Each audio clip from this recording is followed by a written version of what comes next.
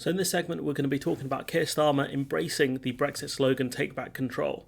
So Keir Starmer has promised a new Take Back Control bill to transfer powers from Westminster to local communities. In his first speech of 2003, the Labour leader, a former Remain supporter, said he wanted to turn the Brexit campaign slogan into a solution.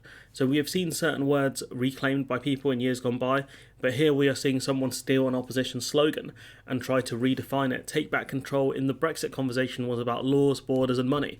Now we know that was all nonsense, but stealing that slogan isn't the worst thing as long as he could make it mean something, make it appeal to people.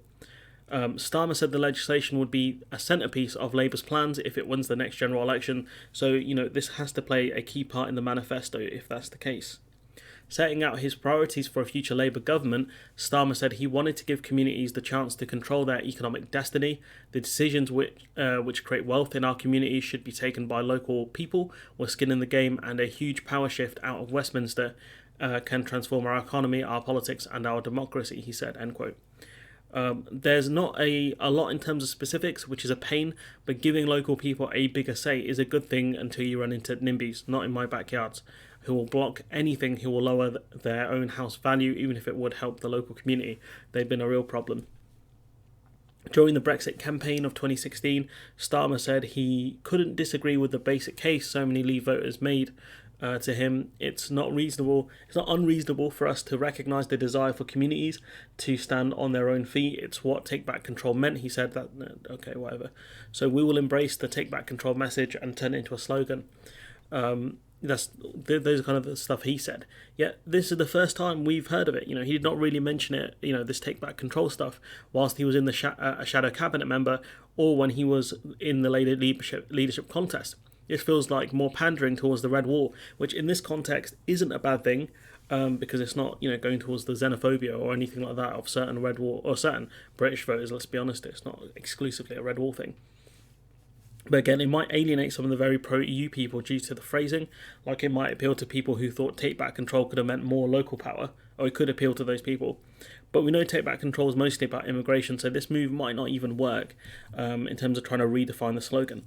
Starmer, a man who voted Remain and campaigned for a second referendum, is cloaking himself in the language of Brexit, and the question is he even serious about Brexit? Because he can try and appeal to Brexiteers, but I think he might be seen as supporting Brexit for purely political reasons, like people who see through his now-found support of Brexit when in his leadership bid for Labour he said he would, quote, defend free movement as we left the EU, end quote. Now he'll argue we have left the EU, so that point about supporting free movement doesn't exist.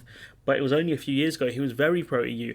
What has changed in that time? And journalists will have to keep asking him that, good ones will. What has changed in the last few years to change his Brexit views? Labour needs to win back dozens and dozens of seats that voted Leave. It does mean critics will ask what Starmer really believes. It might be savvy politics to court Brexiteers, but who is the real Keir Starmer? And I think those Brexit voters will ask that of him. He can say Brexit has happened. Heck, if he made the point I made, that we can't just rejoin the single market, the EU single market, he would be able to make a much stronger argument, but he chooses not to. Asked by reporters whether he now regrets supporting a fresh vote, Starmer said, quote, even in those turbulent years, 2016 to 2019, I was always making the argument there was something very important sitting behind that Leave vote, end quote. And yeah, the thing was, sitting behind it, a lot of racism and xenophobia. It's not hard to figure out. People being told foreigners took their opportunities away. You had incredibly deprived areas believe that they would get funding, when it was the Tories that took away their funding and made their lives worse. We know that the Tories changed the formulas of which areas got money and redirected it towards Tory safe and swing seats. People blame the EU when they should have blamed the Tories and even potentially New Labour. Let's not forget now, some of these areas have lost their EU structural funds on top of losing the funds that New Labour would have given them. And the more they ask themselves, do I have enough control, and the more they ask themselves, do I have enough control, the more they answer that question, no, end quote from Starmer. The question is control to do what? Like control where the money is spent, or if they can block projects that might lower their housing prices. Maybe I'm just being cynical. Labour said the bill would give English towns and cities the tools to develop long-term plans for economic growth, creating high-skilled jobs in their areas, although he acknowledged investment was needed after the damage done by the Conservative Conservatives to public services. He warned that Labour would not be getting its big government chequebook out.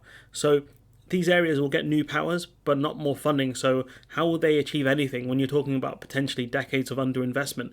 More power with little to no money. I guess they'll have the power with the little funds they have. Like, is that really a win? They'll have the sovereign right to spend their money as they want, but they're not getting any more funds, even though they're incredibly deprived and having massive issues over the years because of the Tories.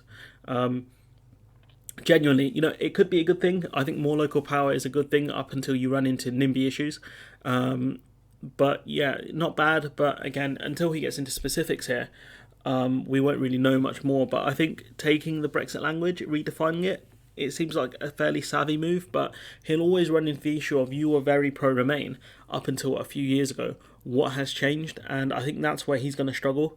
We're going to go over Sophie Ridge interview, but it depends on where the video timeline is, like in terms of what's been released. But it just doesn't look great when they question him on his former pledges. That's all I have to say on this one. But anyways, I'm going to leave it there. Let me know what you think in the comments below. Like, comment, share, subscribe. Support the channel on Patreon if you can. And hopefully I'll see you in the next one.